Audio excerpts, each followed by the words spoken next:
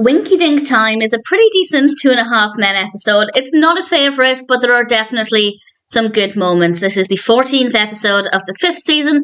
It's directed by James Widdoes, and as always, there will be spoilers from now as I go through the episode and share some thoughts. And this one starts off in the coffee shop.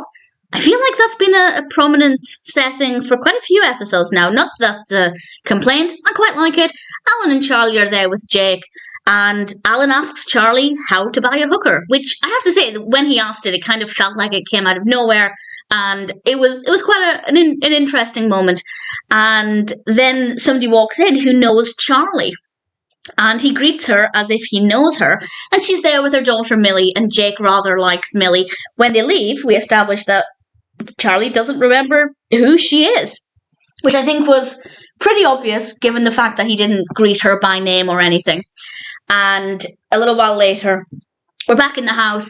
Charlie gives Alan the number of somebody called Alexis so he can phone her up and pay for sex. And Jake keeps bothering Charlie to set him up on a date with Millie, and they end up having a double date. And I'll talk about this moment first, then I'll talk about Alan, but to be honest, I don't have too many thoughts.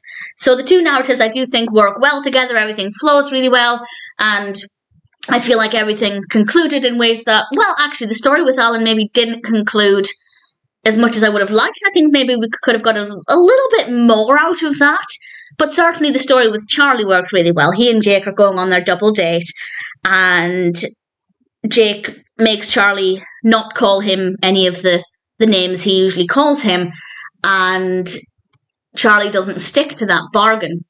So Jake throws him under the bus and makes it very clear that he doesn't remember Millie's mother. And needless to say, she's outraged by this, and Charlie has no recollection at all. And I think that scene was very well played out. I think everything was quite gripping, and it just seemed to spiral quite rapidly, and I thought it worked quite well. So not a bad part of the narrative, but I don't have any specific highlights from it. I don't have any quotes to share or anything, any facial expressions. I think Jake's response to Charlie, I think, was pretty good. I quite liked how he reacted to it. So I guess my highlight from that part of the narrative would be just Jake in general. Then we come to Alan. Rose also appeared randomly, and to be honest, it felt, I don't know, I don't really like Rose as a character. I don't hate her, and sometimes her episodes are quite good, but generally, whenever she pops up randomly, I don't really care. Unless it moves the narrative, I don't really care, and I don't really think she needed to be in this episode.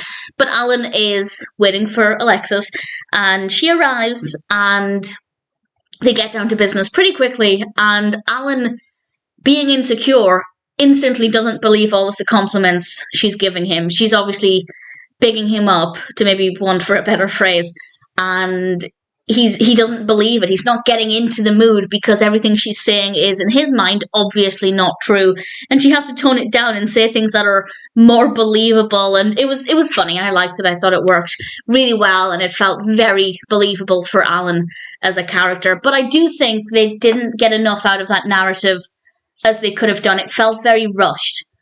And with that in mind, I am trying to work out where we could have maybe got the time from, but maybe Rose's involvement, if we take that out and use that little bit of time to just get a tiny bit more out of Alan's part of the narrative, I think I personally would have preferred that. I think that would have been a bit more enjoyable. But I didn't hate it. There's nothing wrong with it. I just think it could have been a lot better. And to be honest, that's the summary of my thoughts. Usually with 2.5 Men, I have quite a bit more to say, but with this one, I just feel like there wasn't a lot going on.